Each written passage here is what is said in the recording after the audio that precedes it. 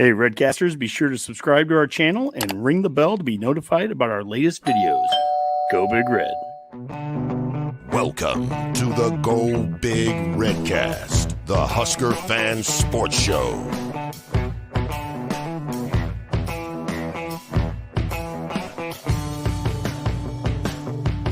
Welcome to the Go Big Redcast. I'm your host, David Gaspers, and I'm with Boomer.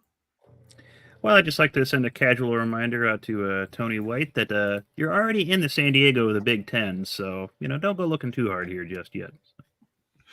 That's right, and we are not just a state school, obviously. Also, Redcast Rob. Well, first off, let me make sure that I emphasize the fact that Iowa corn sucks. Okay, we all know that. What else you got from me, Rob? Well, I mean, it is Thanksgiving week, so I guess I could start off by saying that I'm super thankful as I'm actually the only member of the Redcast now officially paid by Allo Fiber, my internet provider, Rob. and Boomers too, because I am now officially an employee of Allo Fiber Colorado. They didn't call us for a resume check, Rob. I'm pretty disappointed in that. I wouldn't put us on our resume either, so that's all right. Well, it's on my LinkedIn, and it is on my resume, and but I put Honky down because I figured if anyone was going to say anything nice about me, it'd be him. Yeah, no, that's a good call, Rob. You would not have wanted to put me on there. That would have been disastrous. Dave, you say such things, and you make people like Biggest Chair here extremely happy. When you say stuff like that. But the fact of the matter is, you like me. I know you do. No, you're a good friend of mine, Rob. We are. We're very good friends. I might even come out on. I'm talking about maybe coming out on Friday to watch the game with you. Swing on down. Let's I might get ourselves a victory. Yeah. Yeah. Well, we'll take a dive into this Iowa game a little bit and look back just a little bit on what happened up in Madison. We also have a whole bunch of games for the Betcast, including some special picks by Biggest Chair. I'm going to test Boomer's knowledge of trophy games as we go through these. Maybe I'll learn a few things too. Well, let's dive in big picture right now, Rob, and talk scarlet-colored glasses, where we dissect all things Husker football. And let's start with the Kool-Aid side of it. Ty Robinson coming back. Hey, what do you think, Rob?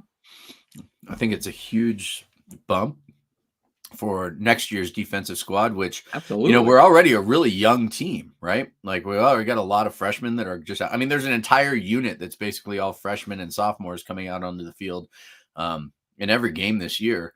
So I think that all it's going to do is just bring in some, continued leadership from a player like Ty. He's a grown man, right? Yeah, he's been in school now for 13 years.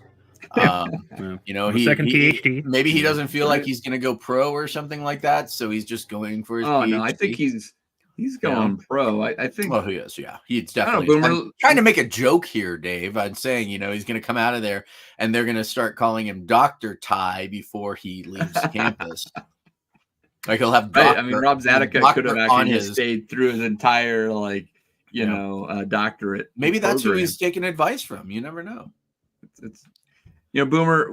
How much do you think NIL has a factor in something like this? In the sense that I feel like, I'm sure a rookie salary in the NFL is nothing to sneeze at, even if you're a undrafted free agent or a 6th or 7th round pick, as long as you actually make the roster. But you got to make that 53-man roster to get those paychecks coming in. Whereas Ty Robinson, I'd like to think that he's going to be taken care of pretty well in NIL next year as a 6th-year senior.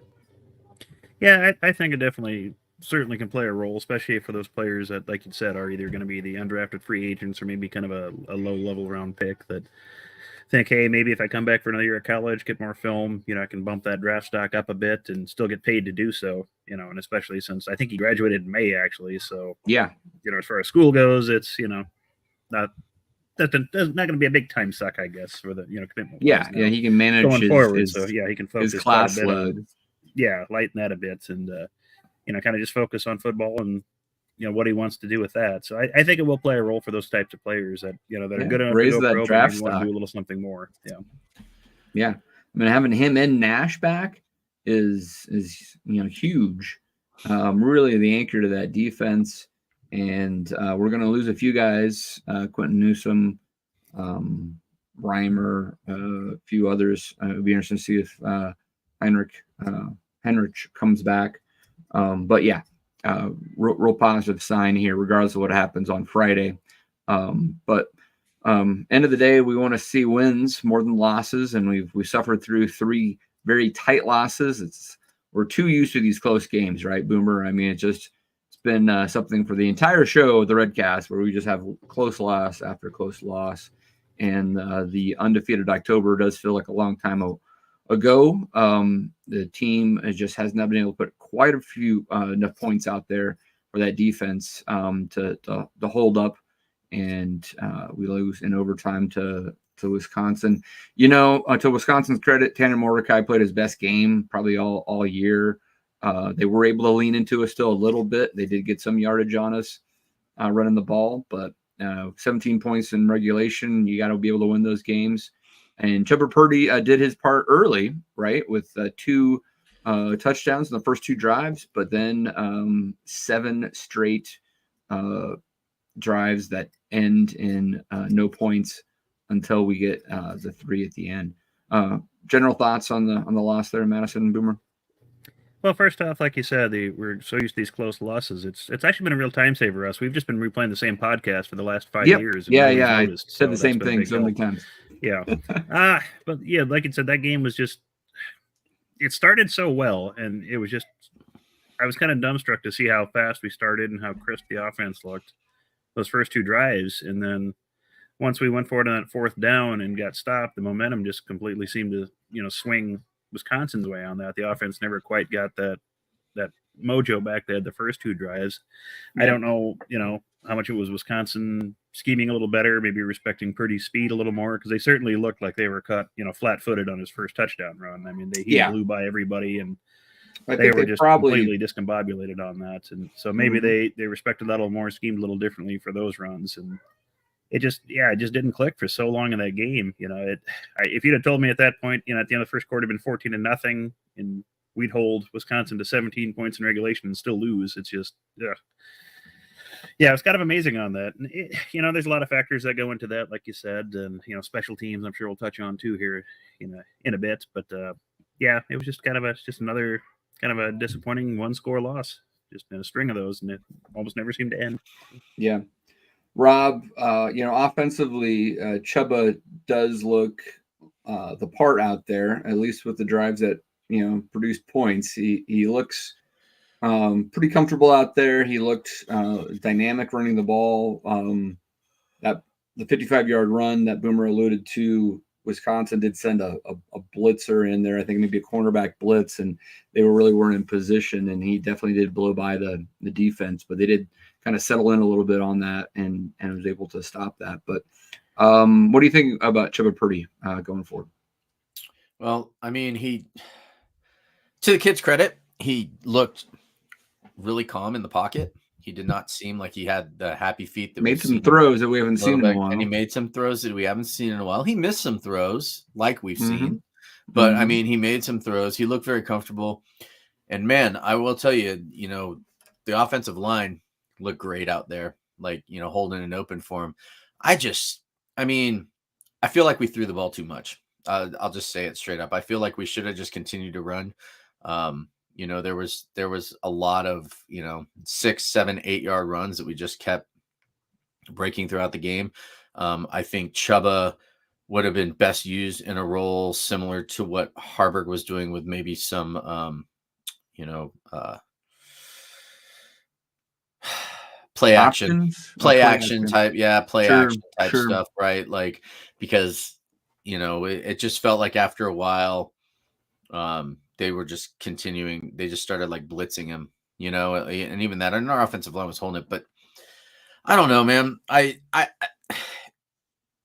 Sounds like you're not sold quite well, yet. I mean, I'm not sold on any of our Fair. quarterbacks really. So the I question hear you're you. asking me is the question you're asking me right now is a hard one to answer because I'm not 100% sold. I liked him. I would say it was probably the best quarterback like performance that we've Performance of the had year. of the entire season. He looked the part while out there, which I sure hope he did because it's in his DNA.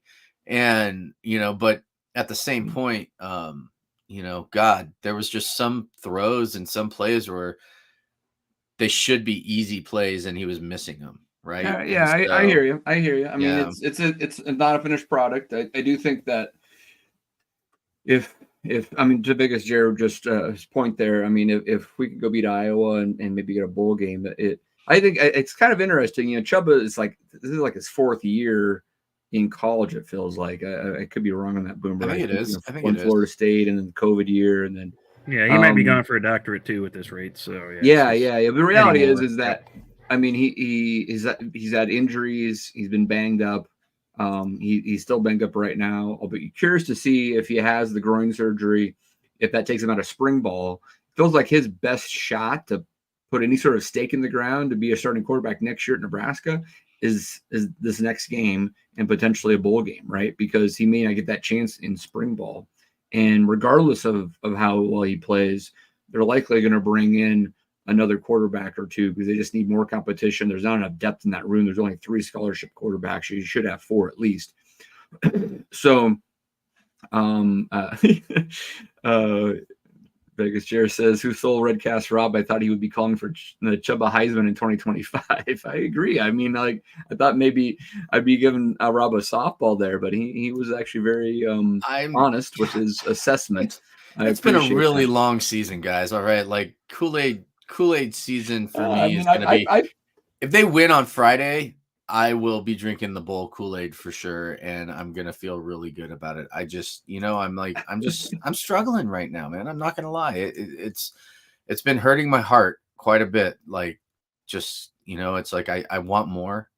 And I feel like I'm not getting it out of this relationship. Well, it sounds like you're becoming a true Husker fan. I appreciate that, Rob. I know, and I've got this Kool-Aid award sitting back, and I'm sure by Friday morning everything is going to be fine and it will change. But everybody handles losses differently and processes, right? I'm usually one that goes into a shell. I don't read any of the articles at least for 24 hours. I totally avoid all this stuff. I haven't listened to sports radio until the day before I started to prepare for this show.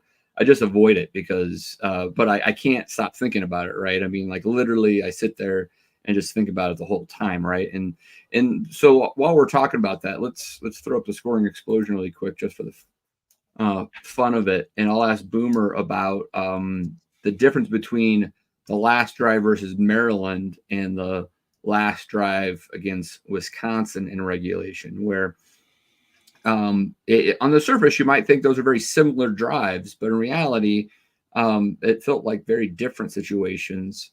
And the Maryland game, you're tied 10-10, you're at home, and it feels like a field goal would be enough to win it, or at least get you to overtime. And we've all dissected that interception in the end zone, which went wrong for so many different reasons. This time around, we drive down again. We're down by 3, though, right? Boomer, very different scenario. An offense that has had 7 straight unsuccessful drives. Suddenly they're in this situation to put points on the board. And Matt Rule addressed it in the press conference. I mean, he actually slow played and let that clock drain down some to make sure he wasn't going to give Wisconsin the ball back. They took 1 shot at the end zone. Calling the timeout earlier, they could have probably got at least 2 more shots in before having to go for the field goal. I feel like, I mean, how do you feel that was managed? Yeah, I think poorly. I don't know how else to put it. I mean, I know some people say it's okay to play safe in those scenarios, but you kind of highlighted the differences already. When you're playing Maryland, a field goal will win you the game at that point. So you don't need to go for that touchdown, right then and there, because you got the defense, which you hopefully can trust, and even if, Maryland can drive a bit and get a field goal out of it, well, you're still tied, fine. But, you're putting yourself in a position to win with a field goal in that scenario.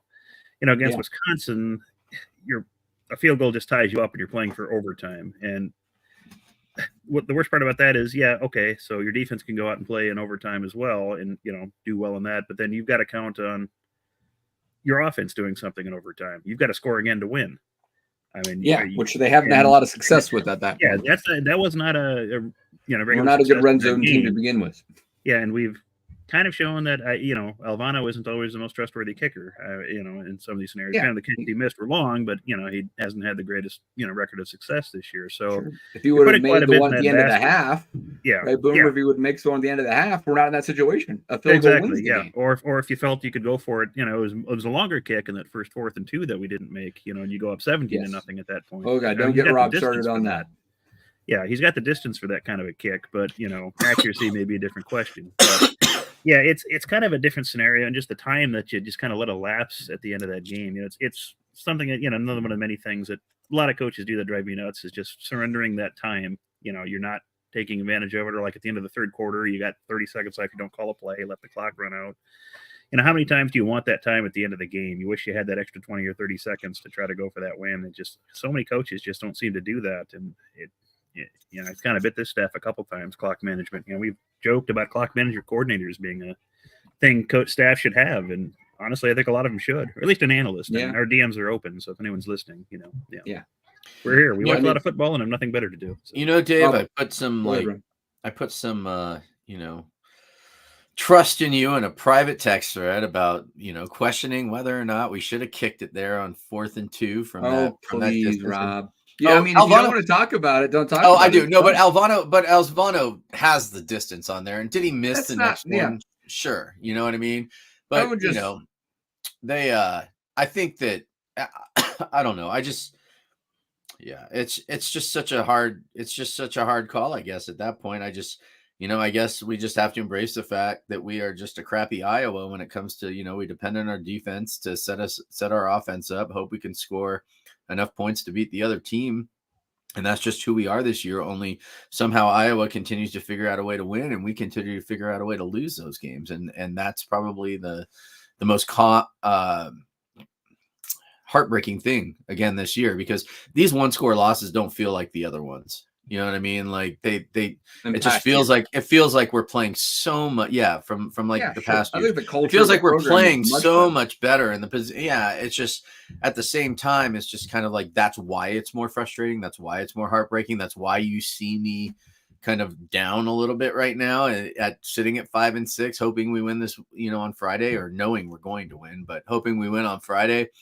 It's like, that for me is the hard part. And we're talking about a 4th and 2 where we didn't kick and we tried to go for it. We ended up turning the ball back around. And that was almost kind of like, it was that. And there was one other play that I remember Hawkeye pointing out too. I'll get to that one. Yeah. It just, those two plays just kind of felt like the turning point in the game, where all of a sudden Wisconsin was like, maybe we do give 2 craps about this game. And so now we're going to go ahead and play. So, a couple things.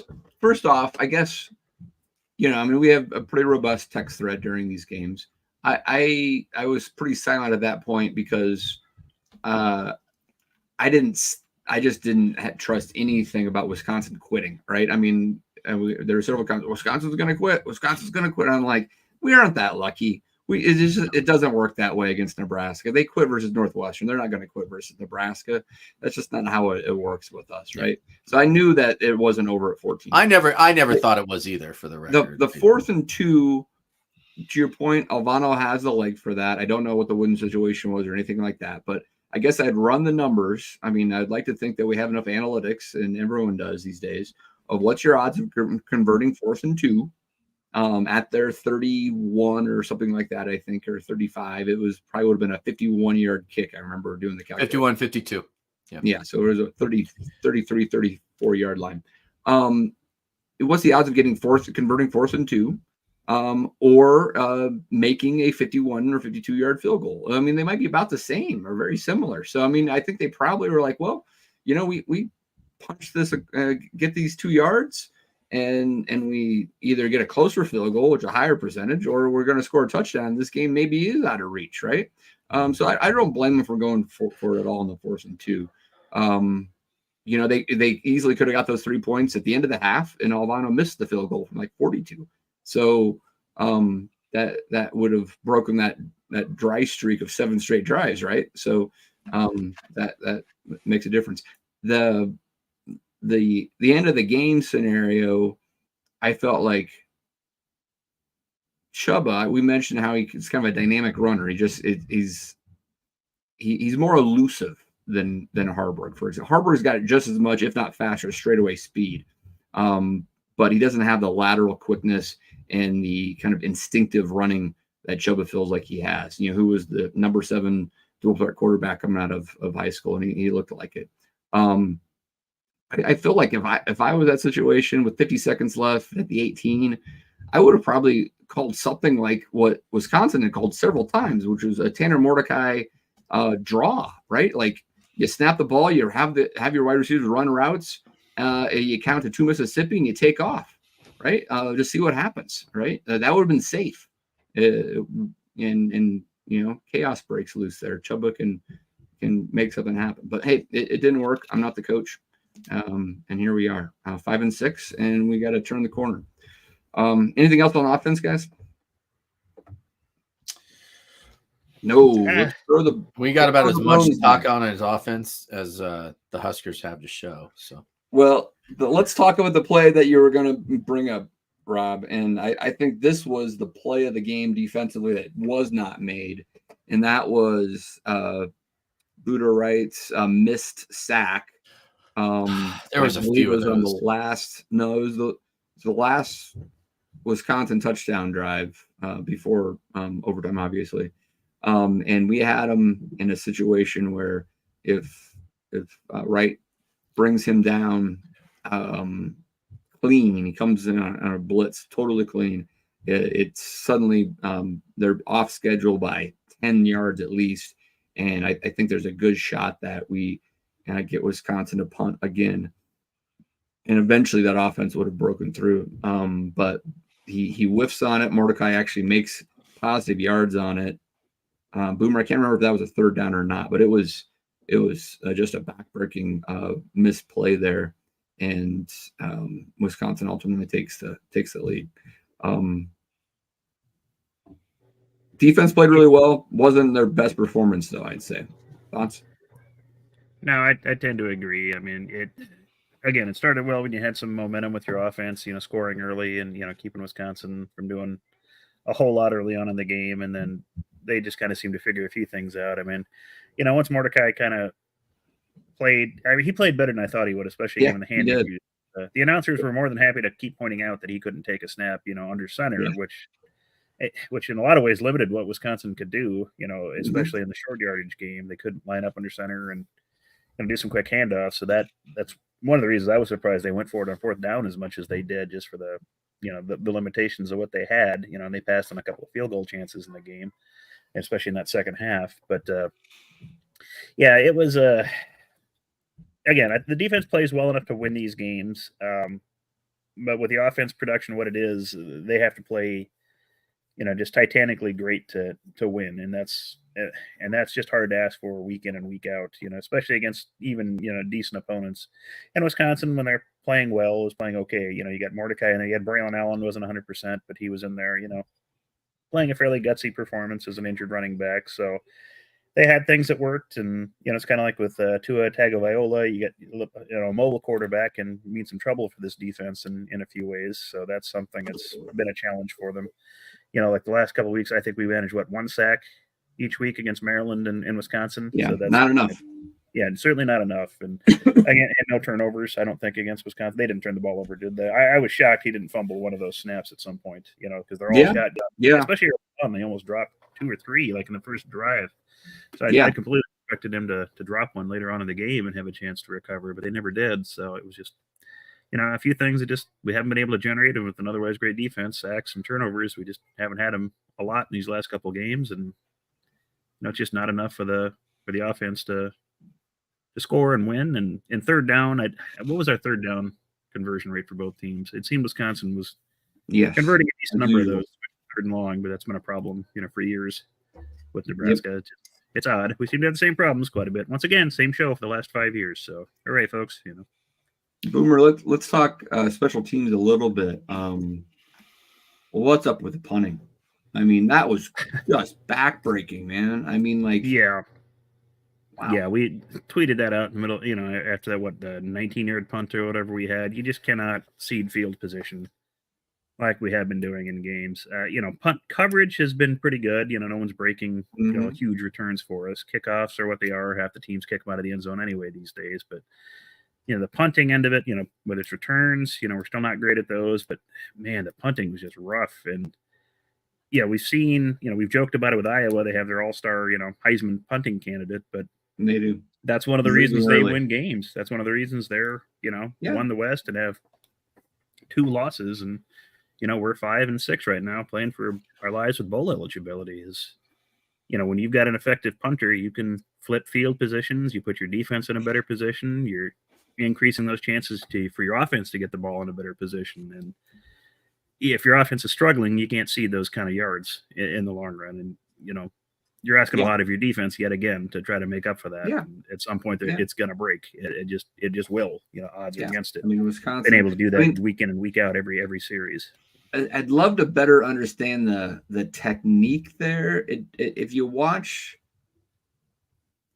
Buschini kick, sometimes, especially if it's or around midfield or so, it's like he's got a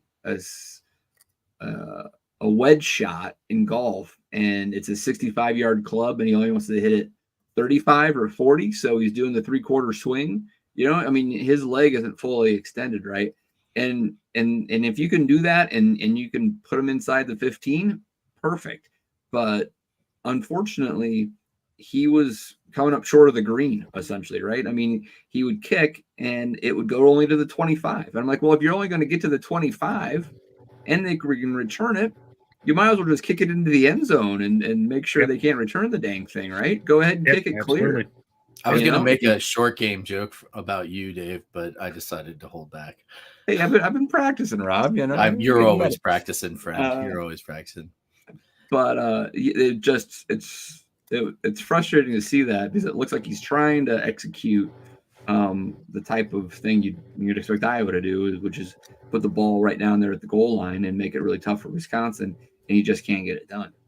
Yeah, exactly. And it hasn't been just against Wisconsin. It's been kind of a year-long problem. We even saw it in Colorado, when you got high altitude, he wasn't booming punts like you'd think he could. So, yeah, that's something they definitely have to take a look at, in the offseason. Is that something they can correct?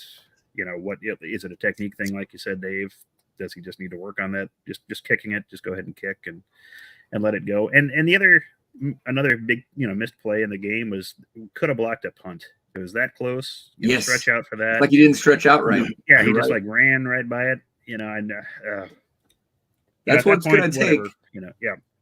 But it was there. On Friday. Just came through basically unblocked. I think he was surprised he came through that easy and thought he was going to crash into the punter if he did much. But man, just put the arms out, even if you're running sideways. See what happens. Yep. I mean, at that point, you either block it or take the penalty. Like, just do one or the other, right? I mean, if you're at that point, if you're at that point, take your chance, because if you block it, you're not going to get the penalty, right? Like, I mean, that's kind of the rule, right? Yeah, so just either block it or take the penalty, but you got to do it. And for the record, Westside just went up, I believe 55, about to go up 56-0 against Elkhorn South. You're a Class A champion right there. Yeah, I'm guessing Elkhorn South is not going to come back with under 6 minutes to go in the fourth quarter. No. I say that game is over. Bunch of let's talk a little bit, Rob, about what Nebraska needs to do to win on Friday, and I think we're hitting on it. I mean, I feel like and we'll get to the spread here in a second, right? But the over-under is at 26 and a half. It's the lowest over-under of all time. There's jokes out there. These betting experts that have their own models have negative point totals being scored and crazy things. It doesn't make any sense. And we know how Iowa is going to score, because they did it this last week. I mean, they are going to score with a punt return or a pick six or something. Even with Cooper DeJean out, that's how they're going to score points. The key to beating Iowa is doing exactly what we did last year, and that is go up big on them and then just hold on for your dear life, because know they're going to come back. I mean, I mean, that's there In you that go. situation, Keys to the game. you had Trey Palmer, and they didn't have anybody that could cover Trey Palmer. We do not have that matchup this time. Well, But I mean, we get a couple of freshmen who got that speed on them, and they are a little bit beat up in their secondary. Yet, though. They're not Trey Palmer yet. No, but you know what? You can always maybe they come out. I mean, we got a couple of kids that are Nebraska natives that know what it means to beat Iowa. Yeah, you know, this is the Super Bowl right here. You know what I mean? The NFC championship game, whatever you want to call it. Maybe they go out and they just have big games. Maybe Chubba and them have just been working on some of those routes all week long, just over and over, staying late after practice, going to the park, you know, with some sodas and chips and salsa or something, you know. I don't know. I have no idea what you're talking about now, Rob. But I mean, I think my point is, I hear you, Rob. We need to have probably a big play or two on offense, as we just did against Wisconsin. I think what will get us over the top, though, is a special teams play, right, or a defensive score. We need to generate points somehow outside of our offensive system to win the game. I think that's the only way it's going to happen. So let's see, because I mean, Iowa's probably going to do it themselves, right? So we either need to keep Iowa from not doing it or do it ourselves or some combination of that, because we can't let them outscore us on defense or special teams. We'll leave it at that. Facts. Other thoughts on the Iowa game, guys? What do you think? Well, unless they plan to sit a lot of their players and, you know, hope for keep them fresh for the Big 12 or Big 10 championship game. So there's been rumors. It is going to be cold, right? Yeah, it'll be cold. So yeah, definitely cold. I don't think snow's in the forecast at the moment, but it'll be a frosty game. So there will be snow. Actually, there will be snow, they're saying, on Thursday or Friday. I know there is supposed to be here in Colorado. And I remember seeing. I don't think there's any precipitation planned for that. Or planned for Lincoln at all. Okay, No, well, you know, I can just cold. I can pull up my handy dandy weather app here real quick and look. And so far, it's a 0% chance. Yeah. All the snow is windy. Be I've seen 11 to 12 mile per hour winds, 29 degrees kickoff. That's gonna be Nebraska's gonna be windy because Colorado blows. So. No. And Iowa sucks, right? So and Iowa sucks. So the two things together is going to cause wind in Lincoln. Yeah. Now we'll break this down maybe a little bit more. I would just hope, and I'm going to say this, and that we can call this our segue. I just hope that the Heroes Trophy stays in Lincoln. That's right. Yeah, that's right. Well, we'll talk a little bit more about the Nebraska betting action here, but I would say of note that Iowa opened up as the favorite, and it quickly moved within 36 hours to Nebraska being the favorite. Now it's up to 2.5. 2.5 on almost all platforms. Yeah, 2 to 2.5. So it's really interesting to see that much movement that quick in the week. Tells you that there is some really big bets coming in on the Nebraska side for whatever reason. Don't know how they know stuff, but this happened last week. It happened late, but like the Northwestern Purdue game, Purdue was favored when we did our show on Thursday. By Friday, I think by Friday it was flipped. Like in the morning, moved four points just like that. Huge bets came in on Northwestern. Sure, Northwestern wins the game. So I'm hoping they know something that we don't. Every kid with only 3 games under their shirt with one more game to burn with their red shirt, it's going to just be on the field. They're just going to be rotating so much. It's going to confuse Iowa's offense and defense.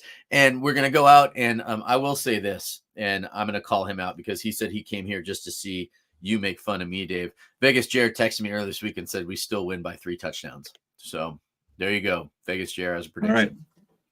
Yeah. I mean, it is interesting. Anything else, guys? Nebraska basketball won again on Saturday and looked great. All they do is win no matter what. 5-0, is that right? 5-0. That's right. Who do they think they are? The Arizona Wildcats? My Lord. Yeah, no kidding. I think most NCAA champions start 5-0, don't they? So I mean, it's science now. So it is science. I absolutely agree, Boomer. I mean, they look good. They really do. They look like they look like an NCAA Power 5 basketball team right now. And I don't know if I've ever said that about this right before. They look like they're constructed the way that Hoiberg wants to see his team look. Yeah. And we'll see here, as they Maybe we get should have into given some more Frost fun. 5 years. I don't know. We did. He wasn't I as mean, fair. that was the joke, Dave. Yeah. Thank you. Um, You're not funny, Rob.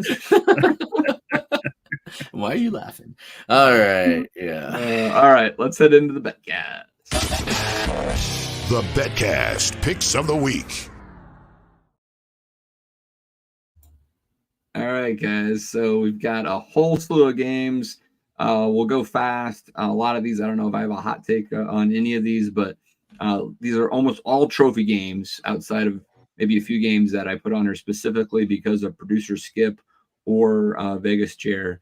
I actually asked for Vegas Chair's kind of picks of his week. So I've notated those. So we'll call those out. We'll see how well he does. Let's start with the game on Thanksgiving night. Ole Miss going to Starkville and take on Mississippi State. I've got this is a reverse. Sorry, guys. Ole Miss 9.5. Ole Miss is favored by 9.5. Over under at 55.5.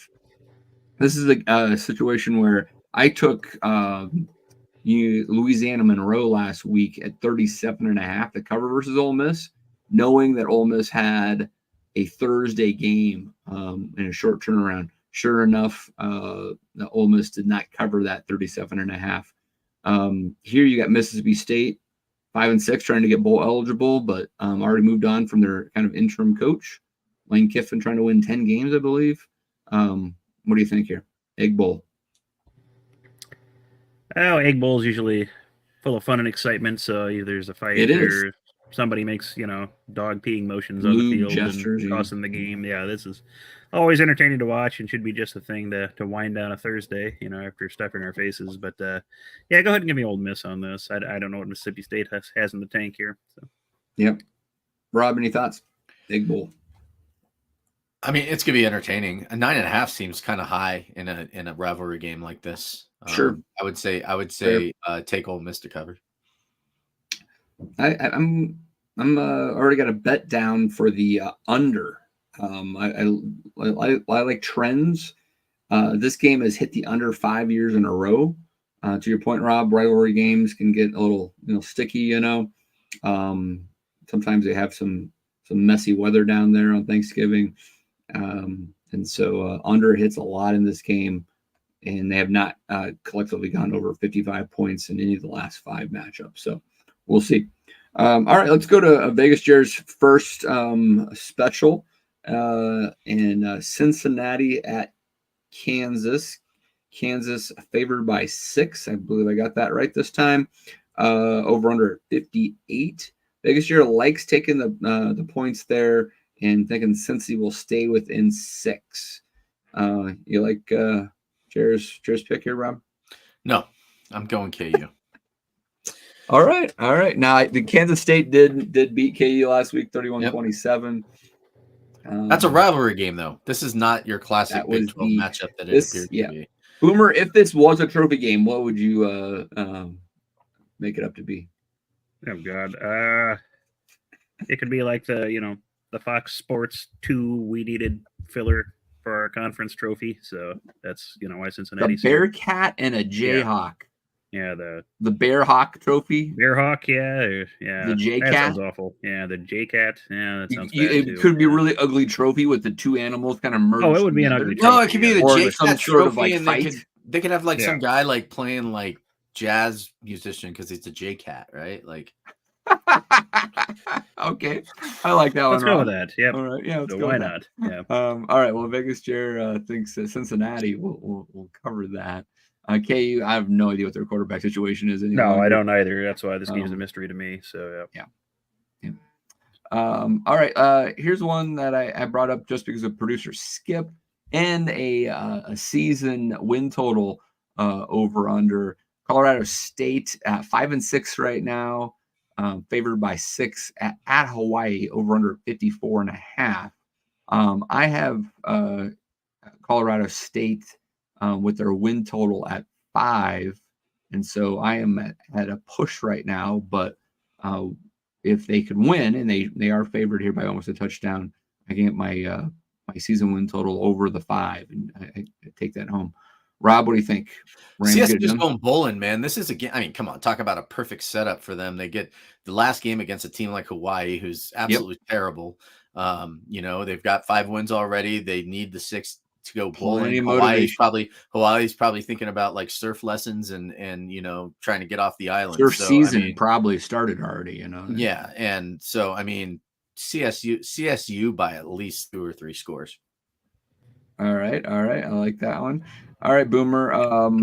I put this one up thinking that it had like a shillelagh of some sort of a trophy, but that's USC and it's Right. other, Yeah, but you would Notre think there'd be a Dame. shillelagh with Notre Dame. No, they play for, I think it's the Legends Trophy. It looks like a kind of like a lamp your grandmother would have had in her room, or maybe something she keeps candy in, on a big chunk of hard candy that's all, kind of warped together over the years. But yeah, I think it's the Legends Trophy. So. Well, this will be an ACC matchup going forward. We got the Fighting Irish minus 26 going to the Farm, taking on Stanford over under at 51.5. But yeah, a future ACC opponent for Notre Dame here. As is tradition, it's just that's an odd thing to say. The trophy can continue that way, at least. Exactly. So, yep.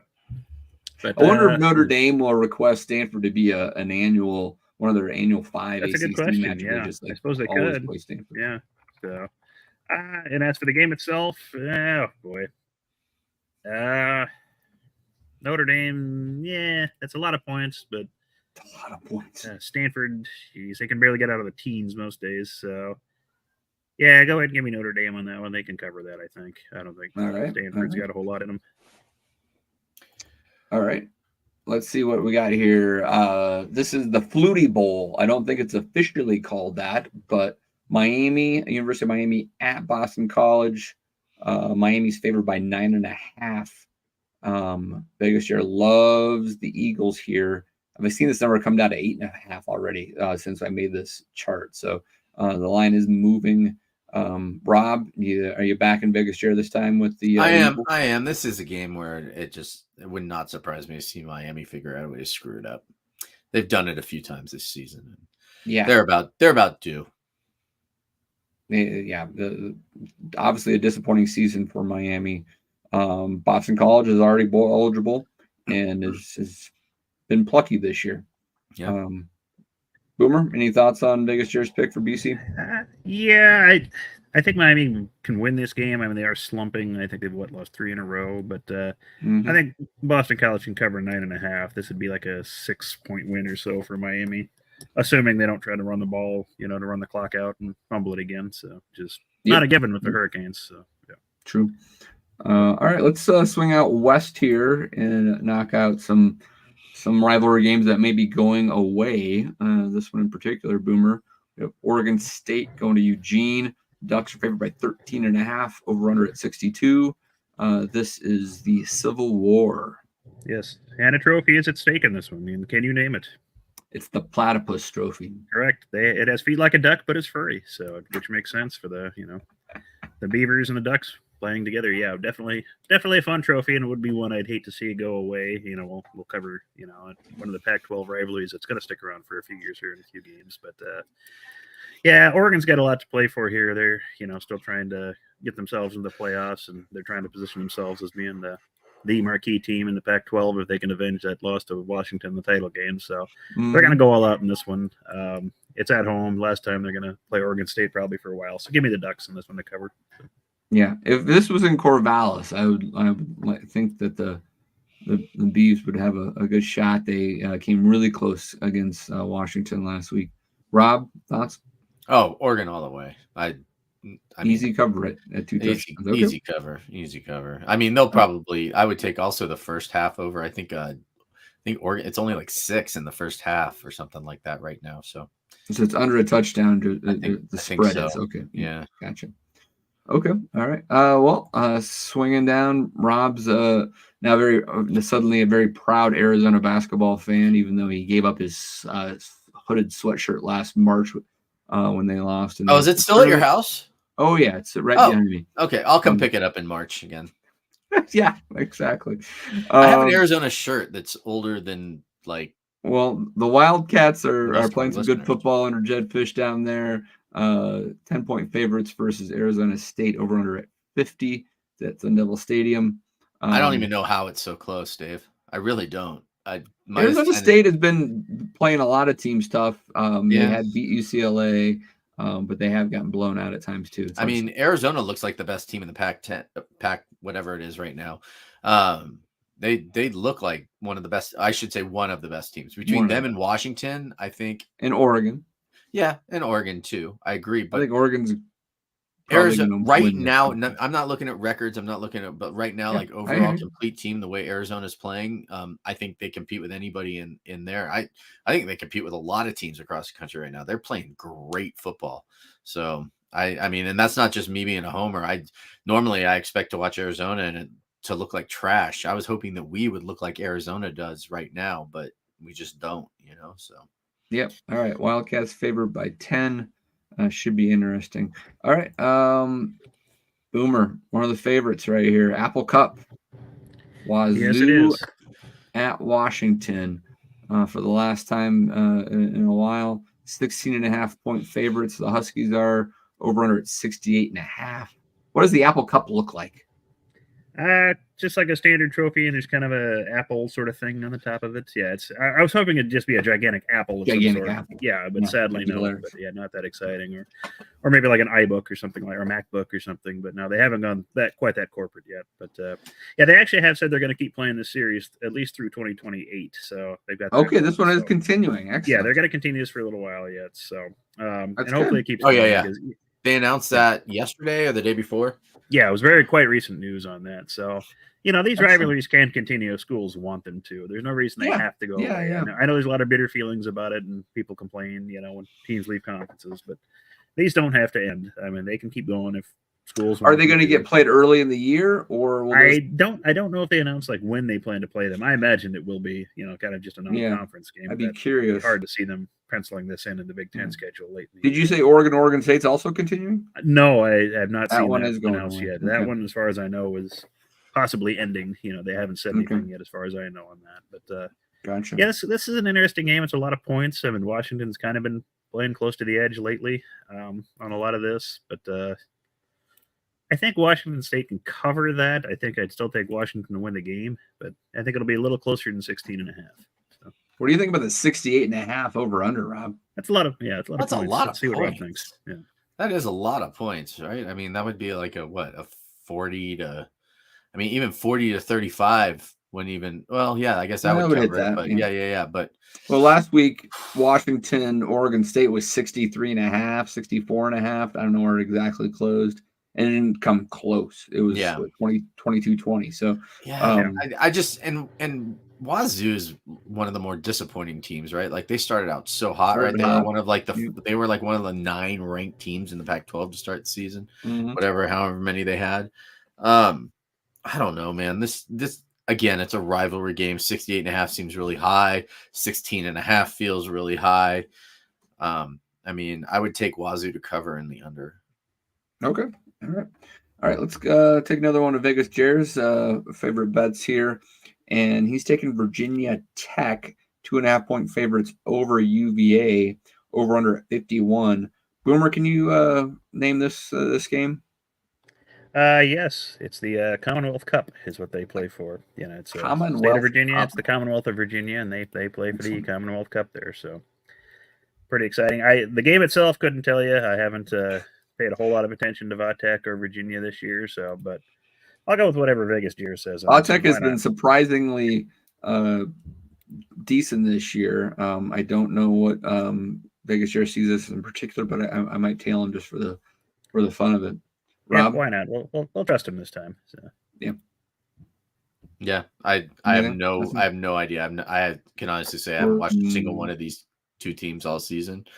Moving on. I'll take Vegas Jer's word for it.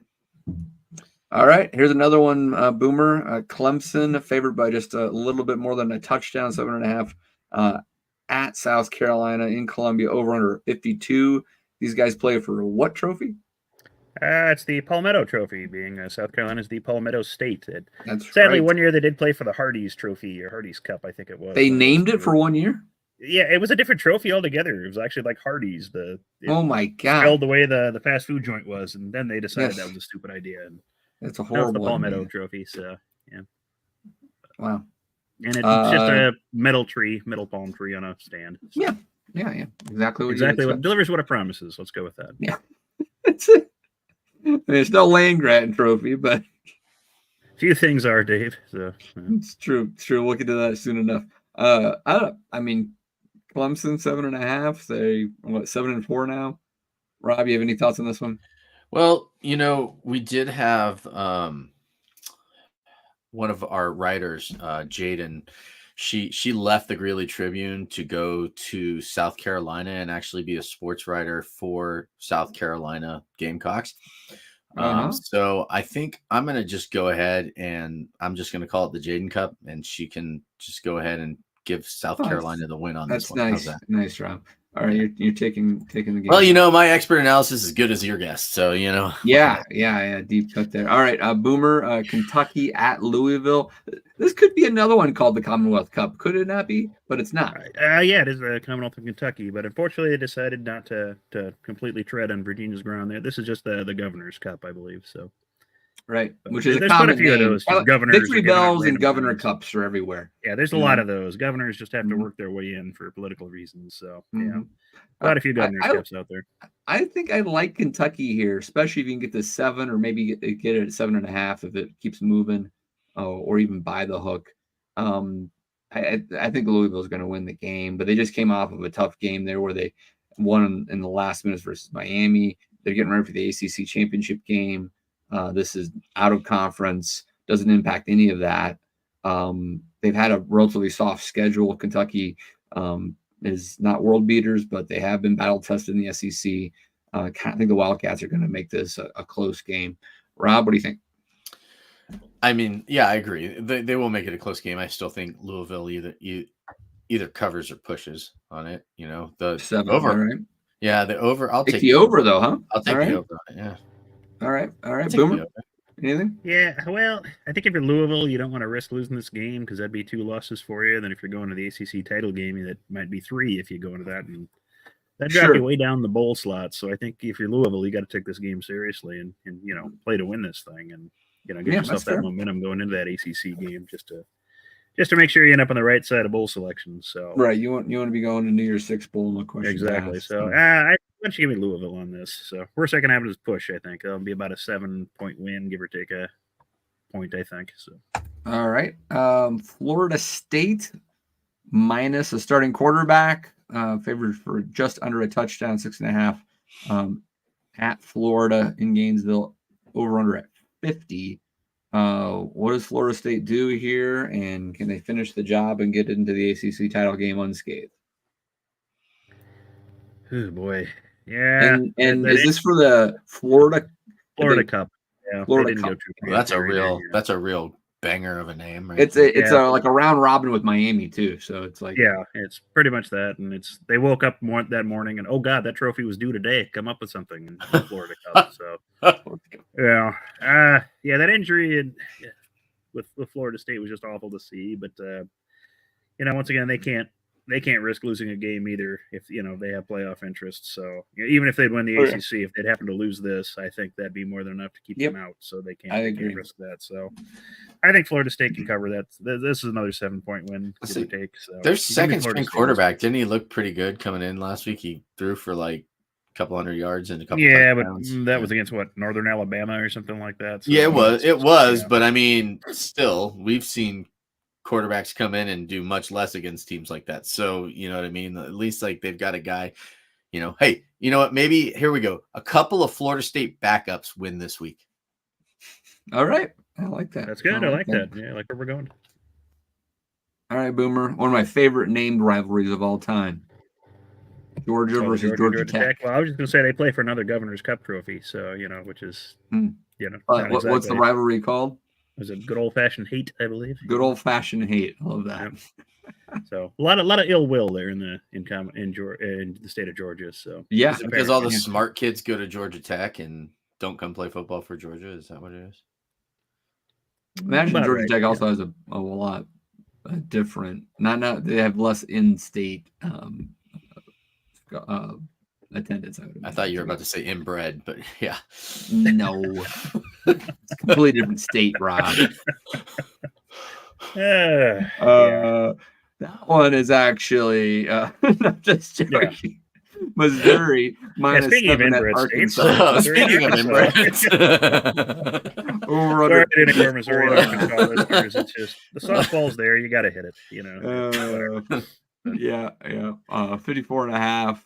This is like the boot, right? No, that's Arkansas and LSU. This is Louisiana, the battle line trophy, I think. The battle line. Sorry. I got just a small trophy with an outline of Missouri and Arkansas, kind of like hockey. Wanted our logo to be the Platte County outline, kind of briefly. Back when we first started, but we thought better of that, and these schools haven't yet, so that's the best they could come up with. But Missouri's playing pretty good football, so give me Missouri; they'll cover that. So. Yeah, Arkansas retaining Sam Pittman. That's kind of interesting, but I think Mizzou can cover the 7. All right. I think I've heard of this one before. Alabama going to the school called Auburn. Is this an important rivalry game, Boomer? I don't know. I think so, or at least was once in the day. Sometime back in the 1890s or something. Little known iron producing state, Alabama. Birmingham was a well noted iron manufacturing center. So Birmingham, I'm sure it tied in with that. So 14 and a half, over under at 48 and a half. Rob taking the Alabama first half cover. What is the first half cover? 7.5. Is it? Oh yeah, absolutely. Yeah, like I said it last week, and Bama proved me right. I think the spread that I got Alabama at on the full game and at the half it was 28.5 was the half. You found a first half spread last week? I looked all over for it. I did, yeah. Playing Chattanooga. Yeah, well, I got it right. So Alabama came out and scored almost right away. And I was like, oh God, I forgot to look. What was the first half spread? So I tried to get it before it changed. So you got it live. And there was nothing there. And then as a live bet, I got 28.5. And by the time that I bet 28.5, literally like 10 seconds afterwards, Alabama scores again. And I was like, oh, this is easy money. And so then I looked to see what the over under on the game was, and it was like 60.5. And I was like, geez, Alabama's going to score that on their own. And they almost did, and easily covered. I think it was actually 58.5 was the over under that I got it at live. So yeah, I got in a little bit late on Saturday morning with some of my bets, and Alabama train is back on the track. Definitely one to ride. All right, let's go back to Vegas Jerry here, and we're heading into Big Ten country with the land of trophy games and rivalries. Northwestern at Illinois, Fighting Illini -6, over under at 46.5. Vegas Jerry likes the Wildcats though, and I tend to agree with him here. It seems like a kind of a fishy line personally, considering Northwestern's already bowl eligible. Boomer, what do you think here?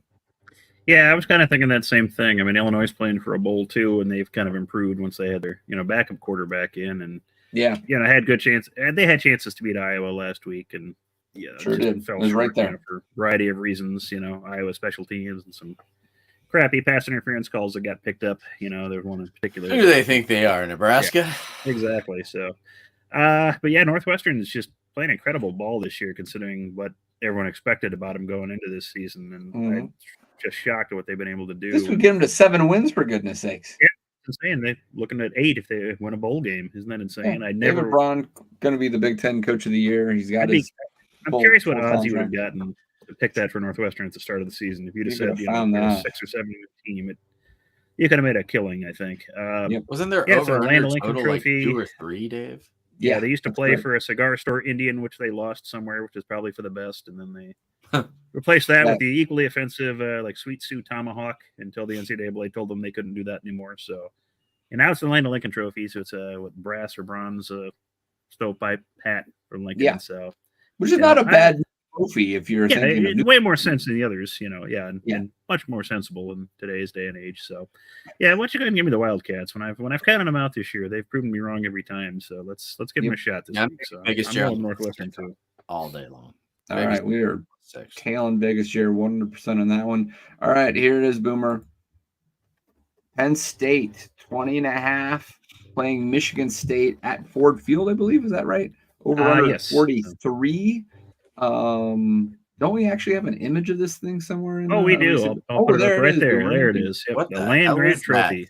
Yep, that is the Land Grant Trophy. That is what they play for. And if that isn't something that, a couple kids glued together the night before the trophy was due, that's. I mean, it's not even real wood, as far as I can tell. It looks like laminated shell. Is land grant a person, or is it like? No, land grant is a type of university that's established. I'm just kidding, Dave. Yeah. I'm just kidding. But no, I don't think you are. Allen Wrench, you buy it at Walmart's, and it's there's nothing holding this together but a few, Allen Wrench nuts and maybe some wood glue. Well, I was thinking maybe that somebody named Land Grant made the trophy, so it'd be funnier if they did. That's why it's so bad. I have no idea. Penn State might be beaten down, but they might cover the 21. Sparty's been feisty, and didn't Sparty beat Indiana last week for the old brass spittoon? I believe they did. Yeah, old brass spittoon. Yeah, that's a classic. Speaking of Indiana. All sorts of fun stuff you play for in the Big Ten, but Purdue favored by 3. I have a number in there wrong. Sorry about the edit, guys. Over under at 50.5. I'm pretty sure it says -3. It was -2.5 when I saw it last. So -3 sounds good. Yeah. The old oaken bucket, correct, Boomer? That is correct. Yep. Is there a story behind the old oaken bucket? Oh, it probably is. Like, most of the Big Ten trophies, it usually involves like poison water or something like that. Yeah. But a lot of poisoning of wells going on back in the day. It'd be so unlike teams in the old Big Ten to try to cheat and take advantage and, screw the other teams over, and twist some rules to their advantage. So, but we know that doesn't happen these days, right? No, it's a clean game now. So exactly. Nothing like that could happen. I have no idea on this game whatsoever. I don't either. Indiana had a nice little streak going until this last week. They lost to Sparty. Hell, give me Purdue if I had to bet on this for no particular reason. At least Purdue's got a new coach in Indiana. Are they going to fire Tom Allen? I don't know. We'll see. If you're Indiana, what are you going to do better? I don't know. But yeah. All right, here we go. Whiskey, now bowl eligible, favored by a little under a field goal at Minnesota, over under 42. This is for the Axe, right? Paul Bunyan's Axe. Minnesota for bowl eligibility, too. So, this is kind of a big one. They used to play for a slab of bacon, but they lost that, too. So, that's great. Somewhere there's a storage closet with a bunch of old Big Ten trophies that are just sitting around there. So, I mean, you think maybe it's like a fraternal thing where, like, they're just like, the guy that had, like, wasn't there like a telephone for one of the Nebraska? That was it? Oh, no, it was Missouri was the bell, wasn't it? Like they're buried somewhere. Like these people that have stolen these trophies, and then they the Buffalo that we lost for Colorado, for example, right? And there's just like these guys that randomly get together once a year with like stolen trophies. Yep, that'd be a great show to do. Can we go back like just one, because I was so curious about the old oaken, whatever the hell it's called. It's the old oaken bucket. So listen, there was a resolution made between alumni from the two schools that an old oaken bucket, as the most typical Hoosier form of trophy, that the bucket should be taken from some well in Indiana, and that a chain to be made of bronze block I and P letters should be provided for the bucket. The school winning the traditional football game each year should have possession of the old oaken bucket, in quotes, until the next game, and should attach the block letter representing the winning school to the bail with the score engraved on the latter link. Nice. There you go. There you go. That was in 1925.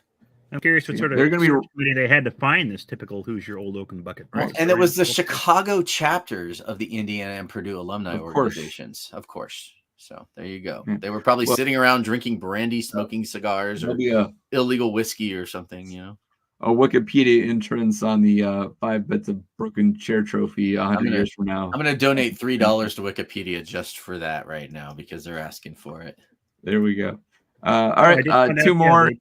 They did actually find the old slab of bacon in a storage closet in Camp Randall. So shut the front door. Oh no! Sure enough, and they found it in the 90s. Yeah, been there. Yeah, it's They could exchange both things. Who was the coach back then? It wasn't Mangini, was it? No, it would have been Alvarez in the mid 94. Yeah, it was a joke again. Awesome. Mangini. It'd be Mangino, I believe. Mangini. Mangini was Eric Mangini, the Jets coach. And coach, same guy. Not overweight at all, really. He was a big dude, though. Is my point. And a slab of bacon went missing. Yes. So yes. Yeah. Okay. The game Ohio State at Michigan. Vegas Jared likes Michigan to cover the 3 or 3.5. It was 3 when he made that statement. It's now 3.5, I believe, over under 46. Thoughts, guys? What do you think? I've never rooted for Ohio State so hard in my entire life. I don't know if they can do it. I don't care that much about these. Like the cheating thing is just, whatever. So I know, mean, but you should see the conspiracy theories that are coming out now from Michigan fans all week, and it's like getting to the point of being like, this is why I stay on social media, Rob. Boomer. Yeah, God, I'm kind of with Rob. I kind of like Ohio State to win, but I think Michigan will win this game. Weird. Now, the funniest result would be in Michigan to win and then lose to Iowa in the Big Ten title game. That would be the perfect scenario. Mm-hmm. Just to for Big Ten purposes, Boomer, what's the better scenario? Michigan or Ohio State losing to get 2 teams in? What's the most likely? How do you get 2 teams in? Well, I think Ohio State's got the better schedule. I think they could possibly slide in with a loss where I don't know if Michigan could. Yeah. What's Michigan's best win? I mean, they haven't really – their non-con was pretty non-existent, and if they don't win this game, Penn State would be their best win, and that's kind of faded a little bit too. So, I think that would probably be your best outcome if you're thinking you can get 2 Big Ten teams in. I don't know if Michigan would sneak in with a loss unless you had some help, with other teams losing. Mm-hmm. I would have one-loss Michigan get in over, one-loss Alabama and Georgia. Probably not, and then you'd have to worry about the other. You got a Pac-12 team. I don't think it'd get it over one-loss Oregon if they'd win the Pac-12 at that point. So, I think that'd be the outcome you'd want if you're trying to get 2 Big Ten teams in. Is Michigan win, Ohio State plays it close so they don't fall too much and get help in the rest of the conferences. So. Sure. All right, well, it's going to be interesting. That's big noon kickoff on Saturday. Well, one last one, guys. Iowa at Nebraska. Nebraska favored by 2.5 in some books now. Over under at 26.5. I've seen it drop to 26. I don't know how low it can go. Boomer, what do you think? It's 2.5 on FanDuel when I checked, and there are just some fun like side bets you can get to this game if you just want to go crazy. I mean, I've seen like plus 5,000 if both teams score a touchdown on their opening drive. You can get plus 5,000 if both teams score in every quarter. If you can get plus 30,000 for both teams to score a touchdown in every quarter. So if you think this is going to go crazy and every team scores, you can get plus. That'd be hilarious. I would put $5 on that. Yeah, might as well. What the hell? I mean, the odds of it happening are basically nil. But the over under on this just exceeded my. No, the odds of it happening are plus 30,000. Boomer. The odds of it happening are plus 30,000. Well, exactly. Yeah. Yes. But the over under on this just exceeded every. You saw that on FanDuel?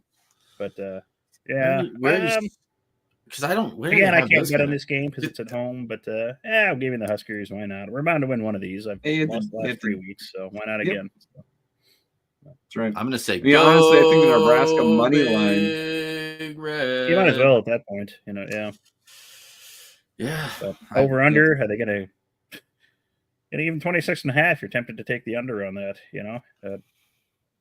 Oh yeah, definitely. Yeah. I mean, do you think it'll go lower before game time? I mean, think we'll get that down to 26, 25.5?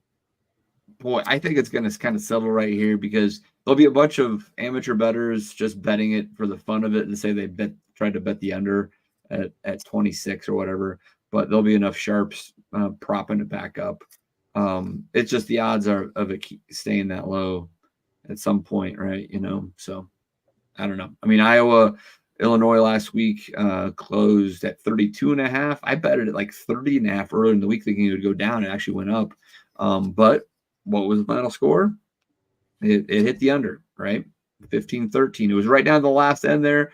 And Iowa could have maybe tacked on more points, or Illinois could have, scored and would have put it over, but 28. So I think it will come down to a special teams or defensive score to drive this over, though. I mean, if it was left up to the offenses, the 26.5 would probably hit the under. That's my take. All right, guys. Well, that was a fun betcast. Covered. The Heroes Trophy, right, Boomer? Yes, it is. It's one of the glorious. more boring trophies, committee approved and stamped by a bunch of corporations. It's just, not organic like the old oaken buckets or slabs No. of bacon or the $5 bits of broken chair. It's just, you can do better, Big Ten. In this era of like social media and all this type of stuff, why is it so hard for these universities and conferences to figure out that to make a trophy mean something, it needs to be fun? You know what I'm saying? Like it has fun doesn't always come with corporate sponsorships, Dave, and that's really what it's all about these days. So. No. Does Hy-Vee still sponsor this one? Yes, they do. Yeah. No offense to Hy-Vee. I love shopping there, but you can do better than this. Yeah. $5 bits of broken chairs there. Heroes Trophy. Sponsorships waits. Yeah. All right. All right, guys. Great. All right. Anything else? Any games I missed? No, there's should be a fun last weekend of the season. So hour and 10 minutes. We're doing this. Boom. Let's get out of here. Parting shots. Rob, take it away. All right. First, I'd just like to remind everyone that if you are looking for some kind of nostalgic Nebraska Huskers gift, you can go to one of the 2 locations for Alumni Hall. One is at the South Point Pavilions on the south side of Barnes & Noble, and the other is on P Street in downtown Lincoln. And they have all kinds of awesome Black Friday deals coming up. Get on their email list. Check it out. Friday morning, I'll be making the decision. I'm either putting up Christmas or I'm going to watch football. We'll see. We'll have to see how the wife feels about that one. I did start putting up Christmas early as I've got a little bit of time on my hands now between jobs. So, I'm good weather. So we'll just, although it may be snowing on Friday here in Colorado, as it works its way towards Nebraska on Saturday. So anyway, I hope everybody has a wonderful Thanksgiving. Enjoy whatever it is that you like to do on that holiday. Spend time with family, spend time alone, go out to Chinese food, whatever it is you do. Go Big Red. All right. Thanks, Rob. Boomer, get us out of here. I'm just going to be a glutton on Thanksgiving, so that's fine. We'll make that work. And I just want to give a shout out to Nebraska women's soccer. Making a heck of a run here in the postseason.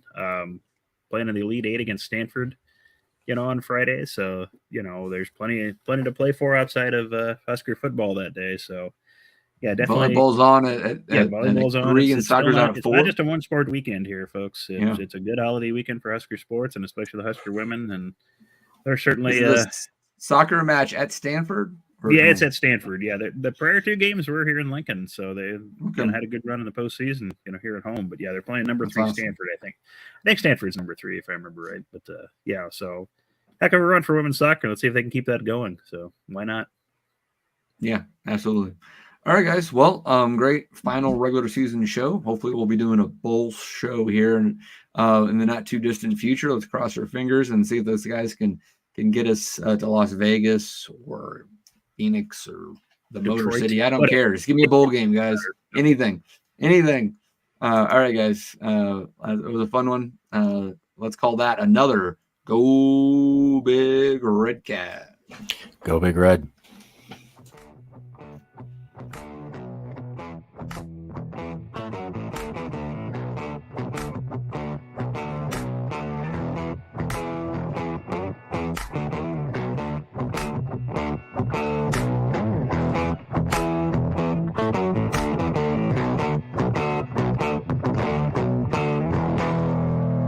A Herd at Sports Network production.